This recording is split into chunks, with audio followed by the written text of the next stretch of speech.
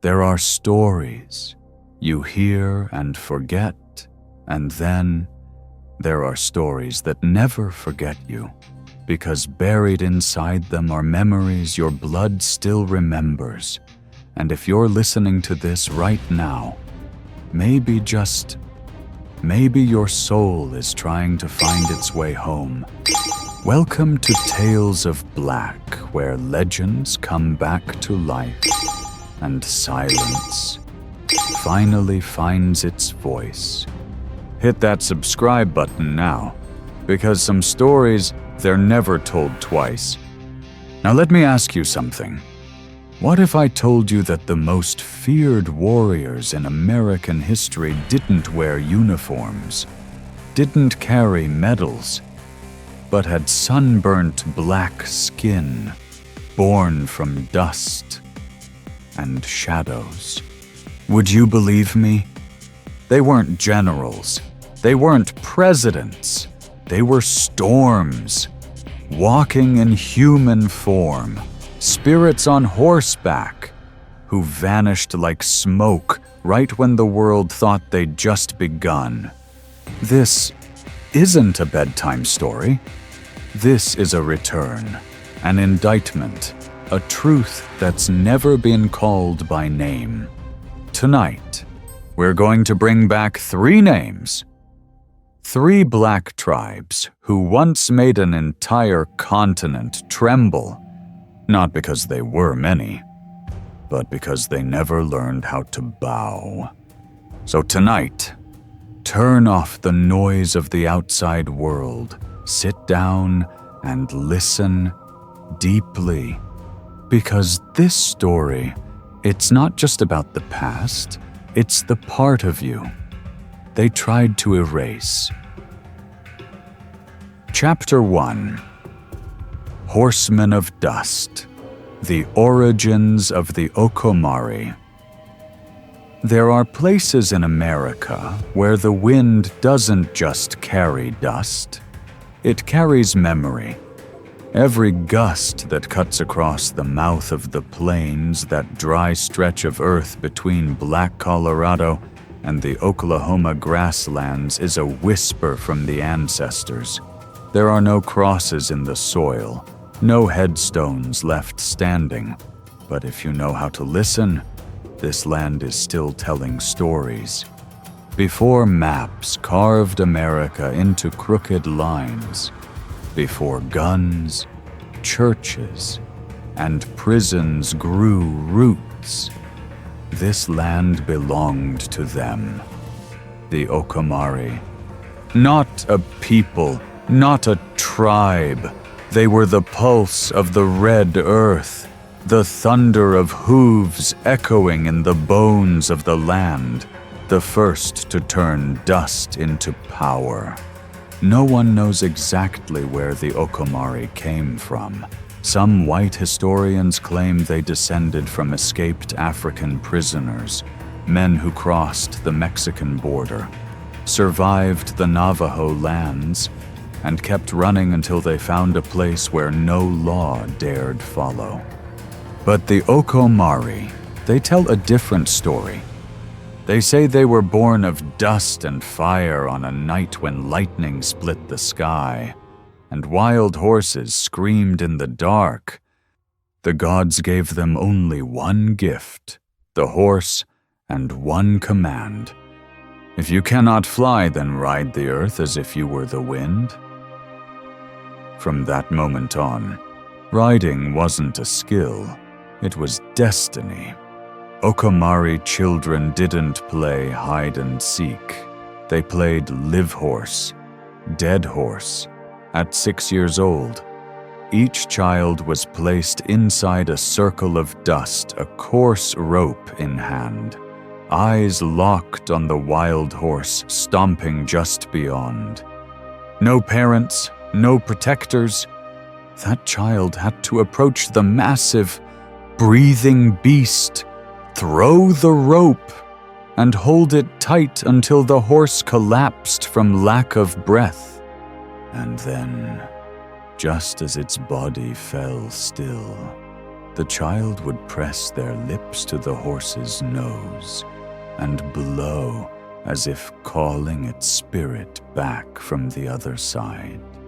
When the horse opened its eyes, the first thing it saw was that child.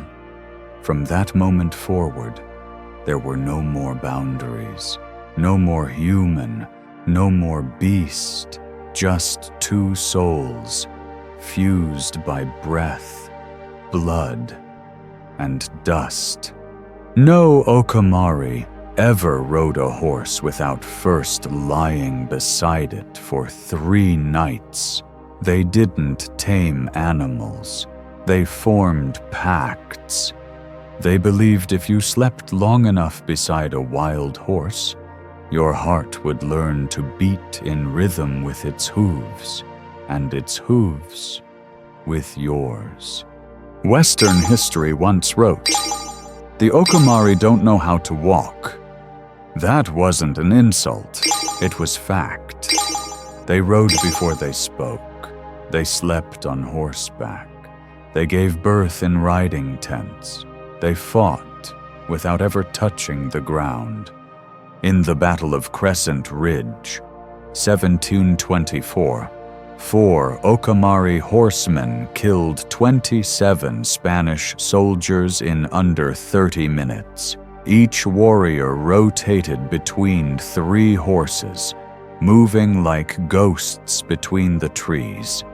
A captured white soldier later said, "I didn't see men. I saw dust rise up, then blood fall down." But then, on a moonless night, something happened. Something that changed the way the world saw the Okomari forever. A Mexican slave caravan armed to the teeth, drunk on power, was ambushed at Kiowa Pass. None survived, but at dawn, a strange sight appeared. On the body of every fallen horse, there was a handprint drawn in clay. At the center of each palm, a red mark, like blood. They called it the Awakening Mark. It wasn't just a declaration of war. It was the message of an ancient spirit. The Okomari have returned, and this time, they will not be forgotten. From that year forward, every soldier, every slaver, every lost traveler who stepped into the mouth of the plains memorized one rule. Hear the sound of hooves. Bow your head, close your eyes, because if you look up, the last face you see might not be your killer, but your own, reflected back in the eyes of a horse that fears nothing. Chapter 2. The Dance in Dust and Blood. The Okomari Art of War. Have you ever seen a dust storm charging toward you? No warning, no escape, just the wind's sharp scream. And then, everything disappears. That's how people described the Okomari going to war. No one really knows when their first battle began. Some say it was when 3 Spanish traders crossed into the mouth of the plains without asking. Others say it was when a young Okomari child was taken as a slave by white traffickers. But whatever sparked it, the outcome was always the same. Blood soaking the dust, bodies lying with their heads on horses' backs, and a sky so silent it felt like guilt. The Okomari didn't fight like white men. No battle lines, no war drums, no horns. Instead, they had the wind, they had silence, and they had warriors with no shadows moving like spirits still stuck between this world and the next. An Okomari fighter needed only one horse, one bow, and a long spear. But what made them terrifying wasn't the weapon, it was the timing. In the dark, they moved without a sound. In the middle of storms, they rose up as if born from the earth. They wore the night like a cloak, made friends with dust, and wielded silence like a blade. One of their most infamous tactics was called the Circle of Still Hooves. It's been told many times by survivors, if there were any. A group of 5 or 6 warriors would ride in circles around the enemy camp. No charge, no arrows, just quiet loops. Over and over, in absolute silence. The people inside never understood. That silence. It was a sentence hanging in the air. And then, bam, a scream from the east. But the real attack always came from the west. The Okomari didn't strike out of hatred. They struck to teach a lesson. If you step into our land without understanding its soul, you will pay for it in blood. There's an old story about a warrior named Kailon, a man who once brought down 3 armed Mexican soldiers with just a horse and a single thorned branch. They say he didn't kill them with force, he killed them with fear. He rode into the village playing a bone flute, eyes bloodshot, carrying nothing else, no shout, no sudden strike, just 3 slow laps around their camp. And all 3 soldiers fled, as if they'd seen a ghost. When someone asked Kailon, "Why didn't you kill them?" he answered, "I didn't have to. I killed them in their minds first." One thing the French and Spanish armies could never conquer was the one thing they couldn't copy: the fusion of man and horse, a single living being. An Okomari warrior could lie so close to their horse's back, you wouldn't even see them. They could fire arrows through the saddle's slit, and in the same breath, slide to the other side to dodge bullets. They used their horses not just as mounts, but as shields, as companions, as exits. The Spanish once wrote, "We have never seen anyone ride like this. They don't ride their horses, they vanish into them."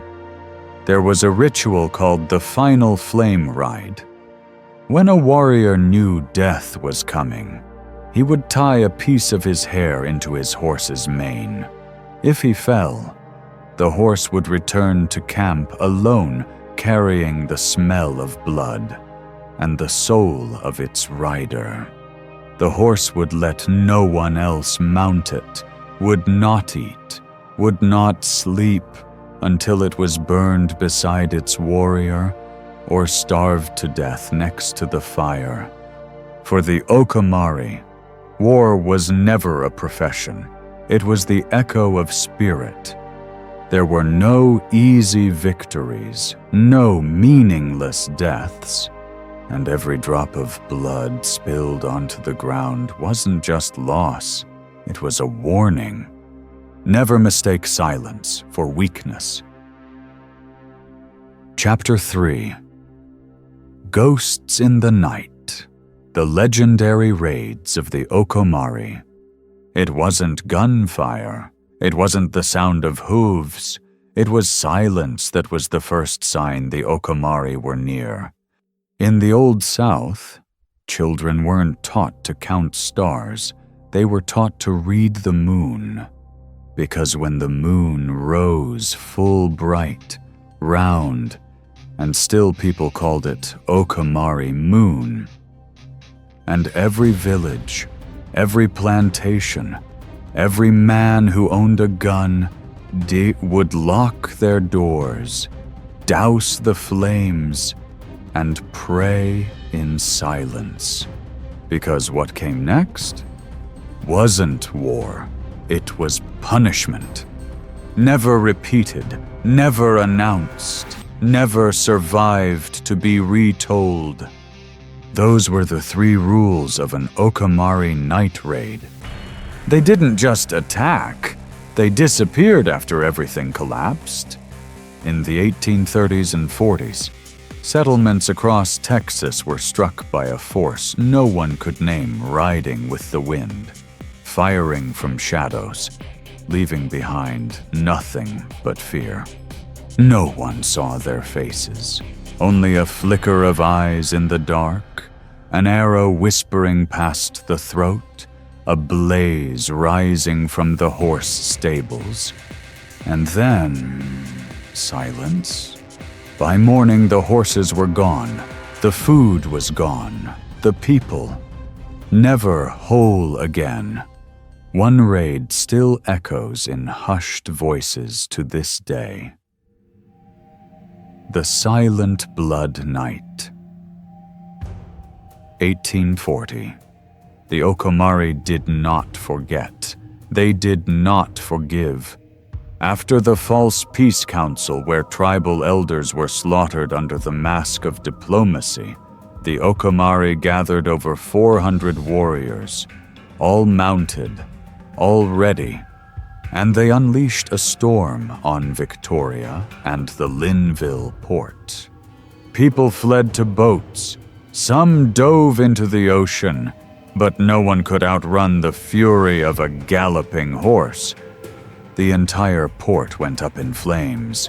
Warehouses, checkpoints, flagpoles, everything burned. Everything except one thing. An old drum. They say it was left behind by the Okomari. A silent declaration. We don't need sound to make our enemies tremble. But what made them legendary wasn't just the blood they spilled, it was how they vanished. The Okomari never lingered, never stayed to gloat. Before the sun could rise, the entire cavalry would fade into the dust as if they had never been there at all. No footprints, no trail, only wind, carrying the scent of ash and burnt horsehide. There was an American officer named Walker who once led a 3-week pursuit across hills and forests. He followed every trace, every whisper of movement. One night, his unit set up camp in a ridge by morning. Every weapon, every bag of food, every single horse gone. No sound, no struggle, no blood, only a single arrow planted in the center of the hill, with words carved into the shaft. We passed through your dream and took back what you were dreaming of. The Okomari didn't raid to survive. They raided to remind we were never dead. To them, night was an ally, the moon, a promise, and every time a horse cried out in the dark, it wasn't just a sound, it was a warning bell. As the Yukons military expanded westward, they built forts across the southwest not because war had begun, but because they feared it might happen again. The Okomari didn't need to declare war. All they ever needed was one night for history to never forget them. Chapter 4. Sisters in the Fire. Okomari. Women and the art of vengeance. Outsiders used to believe that among the Okomari, men were the warriors, and women just keepers of the fire. They were wrong, because in this land, the women were the fire, and once it burned, nothing could put it out. At the center of every Okomari village, there was a sacred circle, not for worship, not for war councils, but for something deeper. It was where mothers taught their daughters how to hear horses before their eyes could even open. When a girl came of age, her mother would place 3 things in her hand: a small knife, a bundle of raven feathers, a leather cord braided from her mother's own hair. No words, no tears, just a single look. If we're ever attacked, you will be the last one standing.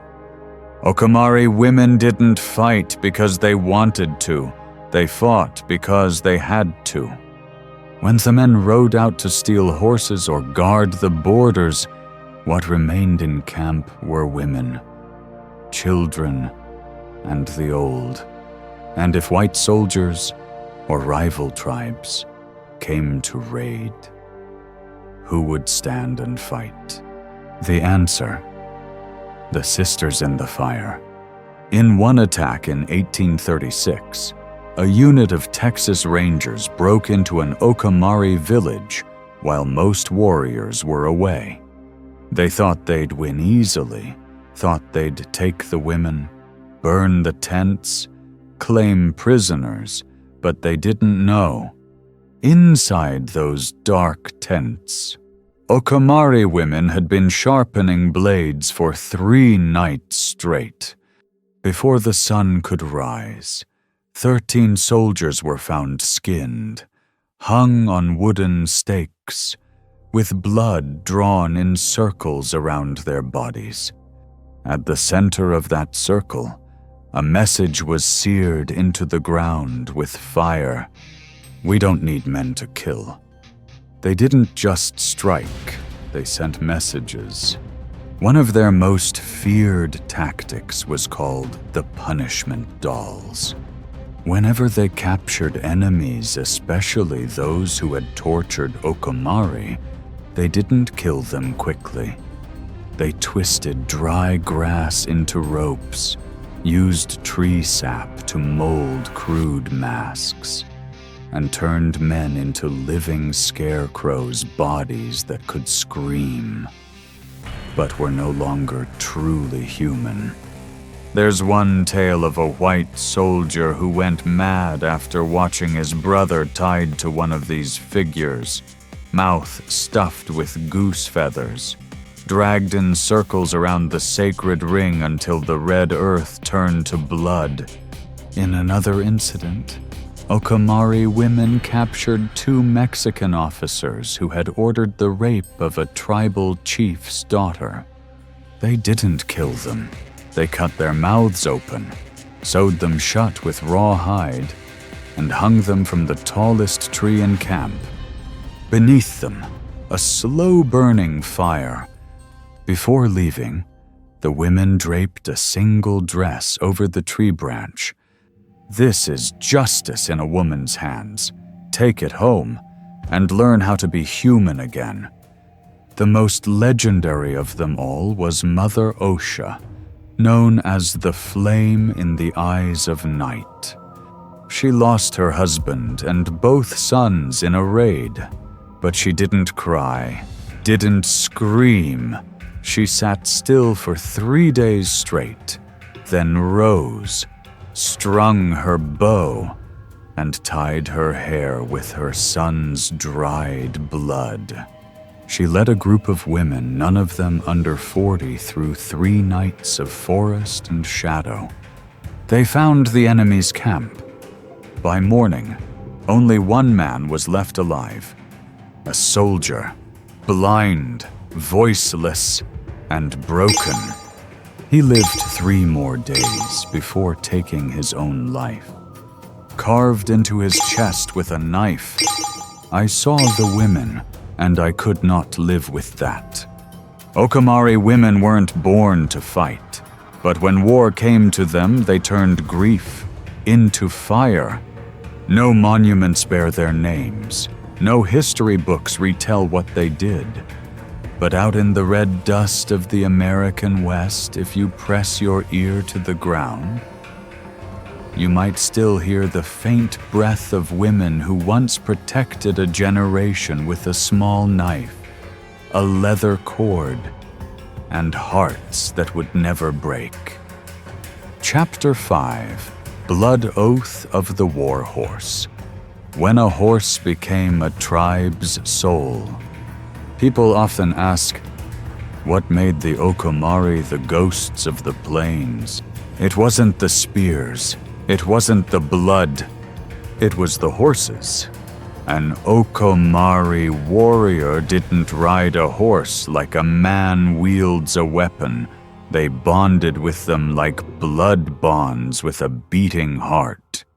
When an Okomari child was born, they were placed beside a pregnant mare so that when both gave birth, one human, one beast destiny would be tied from the very first breath.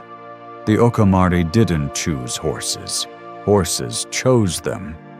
There was no taming, only a ritual called the blood flame of the horse, a rite so sacred, no other tribe dared to perform it.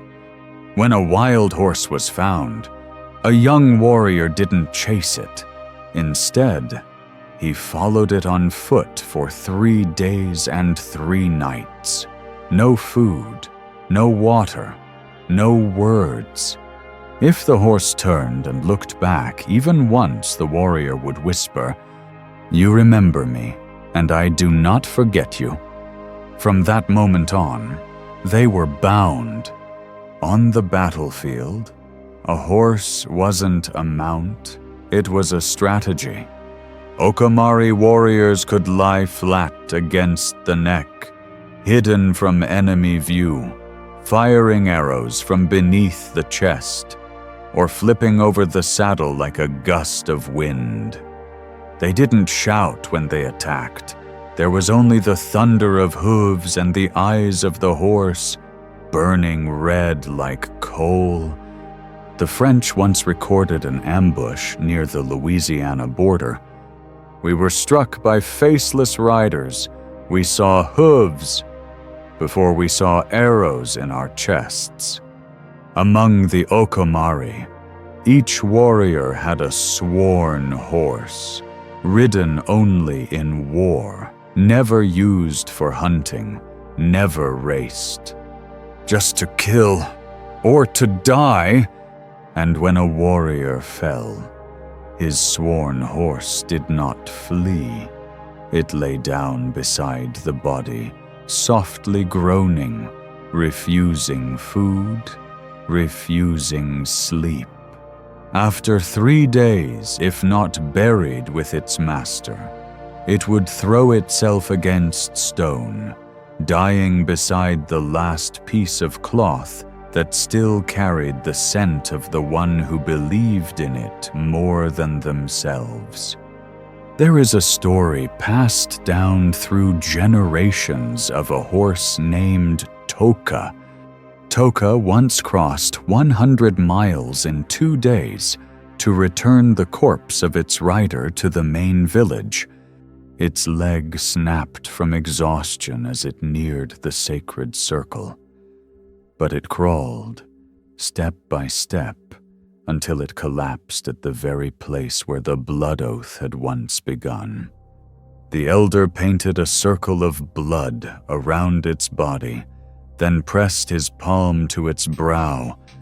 The ancestors call you by your hooves, and we will walk forward with the soul you left behind. From that day on, every warrior rode into battle with a braided strand of Toka's mane tucked inside their tunic, a reminder. Horses have souls, and that soul once died for us. No weapon in American history ever struck fear like the hooves of the Okomari. The Mexicans called them El Silencio del Polvo, the silence in the dust. Because once you heard the hooves, it was already too late to pray. Okomari horses didn't just carry warriors across land. They carried them through time, through blood oaths, and into legend. Chapter 6. Blood on the Dust. When allied tribes turned their blades. When an enemy shoots me, I shoot back. But when a friend shoots me, I learn a lesson I'll never forget. Out on the western plains, the wind never stops blowing, and in that wind, there's always a whisper of the night. The Okomari trusted the wrong hands. It wasn't white men who killed them first. It was handshakes without weight, promises made under moonlight, shattered in broad daylight. San Mireya, that April. A gathering invited by representatives of the Texas Territory. They spoke of peace. They spoke of ending bloodshed. They said, "Bring your elders. Bring your children. No weapons needed. We wish to talk not to spill blood." And the Okomari believed them. In the center of the fire circle, as their leaders stepped forward, women held hands, children played near the roasting pit. The warriors brought no spears, only offerings. But it wasn't a negotiation. It was a hunt. Doors slammed, bullets cracked, flesh burned, bodies fell. In a matter of minutes, 12 Okomari elders were murdered. Women were tied up, children thrown into wagons like sacks of grain. No warning, no chance to fight. Only one old Okomari man, nearly sliced to the bone, had breath enough to cry out. Never trust the words spoken under a roof not built by your own hands. The Okomari didn't die that day. They scattered into dust, and they came back not for peace, but for souls. The season of vengeance, blood without war drums, 12 warriors, 12 riders, each named for one who died at San Mireya, each assigned a corner of the land like delivering judgment. They didn't strike forts. They didn't strike soldiers. They struck the ones who toasted with them, the ones who once passed them spears, the ones who kissed Okomari daughters then turned their backs when the fire came. One former ally village was burned to the ground in a single night. The only thing left standing a white flag, stained in blood, with words scrawled across it. You weren't white, but you chose to be their blade. A warrior named Weka, who had married a woman from the Nartuwe tribe, beheaded his own father-in-law after learning he had led Yu-Sun-es, troops into Okomari sacred lands. Someone asked him, "Didn't your hands shake?" He answered, "I already cried. Now it's his turn." No betrayal comes without a scar. The Okomari didn't kill everyone. They left survivors. But those who lived could no longer speak, could no longer walk right, could not sleep when they heard hooves in the dark. A punishment worse than death to live, but not as yourself. Even now, when the wind brushes the tallest grass, the elders still whisper to children, "If a tribe invites you to eat but won't meet your eyes, don't eat. There are daggers in that bread." The Okomari didn't just learn how to fight. They learned how to see through masks to know the difference between a human being and a human shell. Betrayal spilled blood, but it never killed their will. After San Mireya, The Okomari never again trusted councils, never again believed in alliances. They placed their trust in only three things: the earth beneath them, the horse beneath their bodies, and the blood that once burned in the fire of betrayal. Chapter 7: The Darkness on the Hill. The Last Stand of the Okomari. Freedom is not made of light. It is forged in the darkness we choose to stand inside, when all light has left us. That year, the leaves fell early. The wind no longer smelled of horses, and above the skies of Texas, a lone hawk circled as if it knew something was about to end. In a canyon the white men called Palo Duro, the Okomari built their final camps, tucked beneath towering cliffs, where sunlight touched the ground only for a few hours each day. They didn't live. They sheltered. They didn't dream. They breathed. And then they came, not quietly, not for peace, but with Colonel Ranald Mackenzie and 500 cavalrymen, artillery, torches, and orders written in blood. Leave nothing, forgive nothing, spare no one. Morning of September 28th, 1874. The first light hadn't yet touched the canyon floor. The thunder of hooves beat like war drums. Screams echoed down stone walls, and fire rose like a soul being set ablaze. The Okomari didn't flee from fear. They withdrew because there was nothing left to defend. Mothers carried their children. The elders climbed with torn hands up jagged cliffs. The warriors had no spears, only stones and hatred. Inside a half-burning tent, a young girl cradled her mother's body and screamed like a beast. We were once the fire. Why now are we only smoke?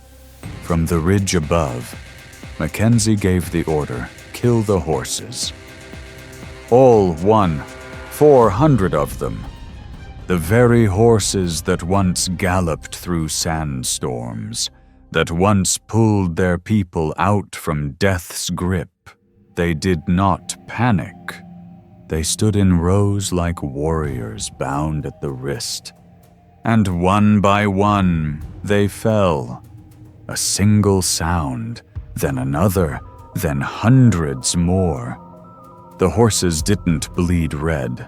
They bled black like the night-burying Okomari dreams. That night, Chief Kalmu stood alone at the edge of the ridge. No weapons, no warriors, only ash, only smoke, and the distant screams of his daughter. He spoke a sentence no one heard except the wind. We, the last of the ghosts, did not die by the spear. We died by the hands of those who never understood freedom. The next morning, the Okomari surrendered, but they did not bow. They did not extend their hands. They did not say sorry. They walked silently past the bodies of their horses. They buried them with their eyes. They wept with their shoulders. And they made their vow by refusing to forget. Because death does not end a people. Silence does, when no one tells their story. And that is why we still speak. About those with no names, no horses, no land, but still fire in their blood whenever the prairie calls their name. Chapter 8. Breathe in the Ash, the living legacy of the Okomari. People think ash is where fire ends, But sometimes, inside the ash, a breath still waits to be named. Wars don't end with gunfire. They end with silence. Silence as long as night. Silence so deep. Even the wind stopped passing through Palo Duro Canyon. The Okomari no longer rode horses, no longer raised tents, no longer lit sacred fires. All that remained were the survivors and the memories. At the government-assigned reservation, they no longer called each other warriors. They spoke their true names again, names once buried under war masks. The woman who had once set a squad of soldiers on fire became a midwife. The man who once led the raid on Victoria now taught children how to plant corn. But in their eyes there was no surrender, only a wound that refused to close. Because the Okomari soul was never tied to victory. It lived in survival. To live without bowing. To live without forgetting. To live as a curse whispered to the future. If we are forced into silence, then let the world speak for us. One moonless night, an old man kindled a fire. He sprinkled ash from the hearth onto his grandson's palms and whispered, "These are the hands of your ancestors. No sword needed to guard your soul." A brown-skinned girl stood in a modern-day classroom in Oklahoma during a history lesson. She raised her hand and asked, "Why don't we learn about the Okomari?" The teacher smiled gently. "Because they were the losers, sweetheart." The girl stayed quiet, but that night, she dreamed of a horse with a mane of fire, and a woman riding it looked straight into her eyes and said, "We did not lose. We are still waiting." People build monuments for generals, but the Okomari, they built memory from ash, from names, from stories told in breath. There are stories shared only in winter, when children gather around the ember pit, and elders begin with, "Long ago, there were no borders, only land and those who guarded it with their soul." One Black historian once said, "The Okomari didn't vanish. They became the earth, the wind, the dream of children not yet born who already know that nothing is more sacred than freedom. The breath in the ash has not gone out. It's only waiting to be stirred again. And maybe right now, as you listen to this podcast, a piece of the Okomari soul has brushed against your chest. Soft, but just enough for you to know. A people never truly dies, as long as someone still remembers their name. If this story touched something in you, don't let it disappear. Share it, tell it. Subscribe to Tales of Black, where we don't just tell history. We keep the forgotten spirits calling back their names.